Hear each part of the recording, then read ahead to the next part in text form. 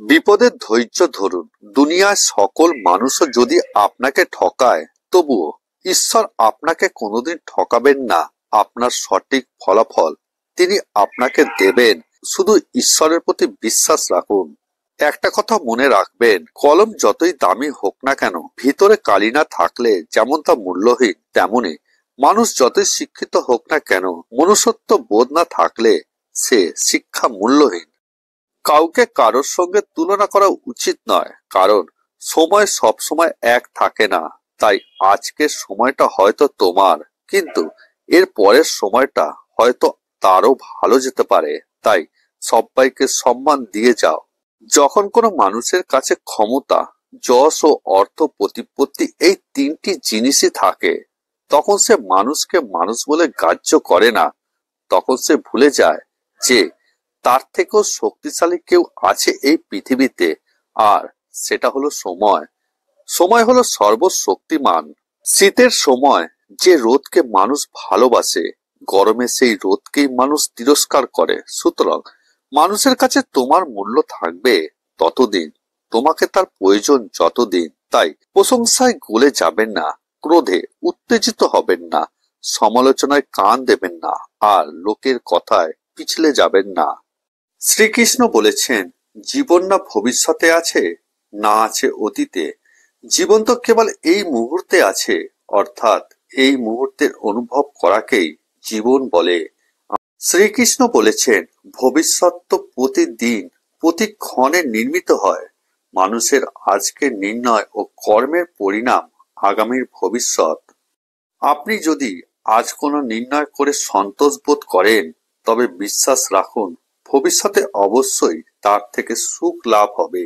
ভগবান শ্রীকৃষ্ণ বলেন, কারোর মুখোশ খুলে যাওয়ায় কষ্ট পেয়ে ভেঙে পড়ো না, বরঞ্চ তাদের বিশ্বাসঘাতক দৃষ্টি থেকে নিজেকে মুক্ত হতে পেরেছ বলেই স্বস্তির নিঃশ্বাস নাও। তুমি সত্যের পথে থেকে দুঃখের বিরুদ্ধে লড়াই করো, দেখবে জয় তোমারই হবে। কিন্তু জীবন যুদ্ধকে ভয় পেয়ে যদি আত্মহত্যা করে ভাবো যে তুমি বেঁচে গেছো, তাহলে এটা তোমার সবচেয়ে বড় ভুল হবে, যার ক্ষমা তুমি কখনোই পাবে না। ভগবান শ্রীকৃষ্ণ বলেছেন, বিবেক মানুষের প্রধান বিচারক। যে ব্যক্তি তার আপন বিবেকের নিকট জবাবদিহি করতে জানে, তাকে কখনো কোনো বিচারকের সম্মুখীন হতে হয় না। কৃষ্ণ বলেছেন, ভরসা নিজের উপর রাখবে, ওটা তোমার শক্তি বাড়াবে, আর যদি ভরসা অন্যের উপর করবে, তবে ওটা তোমার দুর্বলতা বাড়িয়ে ফেলবে। ঘড়ি মানুষকে সময় দেখায়, আর সময় মানুষকে মানুষের আসল রূপ দেখায়। হারিয়ে যাওয়ার পর আফসোস করে লাভ নেই, থাকতে মূল্য দিতে শেখো, চলে যাওয়ার পর নয়। গীতার বাণীতে শ্রীকৃষ্ণ বলেছেন, যেটা হবার সেটাই হবে, তাই ঘাবড়িও না। ভুল তো সবার থেকেই হয়, তাই নিজেকে এত কষ্ট দিও না। যার কাছে তোমার জন্য সময় নেই, তাকে নিজের কষ্টের কথা বলো না। গীতার বাণীতে উল্লেখ আছে যে কোনো পরিমাণ অনুশোচনা আপনার অতীতকে পরিবর্তন করতে পারবে না, এবং কোনো পরিমাণ উদ্বেগ ভবিষ্যৎকে পরিবর্তন করতে পারবে না। যদি পরিবর্তন করতে চাও, বর্তমানকে করো, যেটা তোমার হাতে রয়েছে। গীতায় শ্রীকৃষ্ণ বলেছেন, সমস্যা দেখে জীবন থেকে হার মেনো না।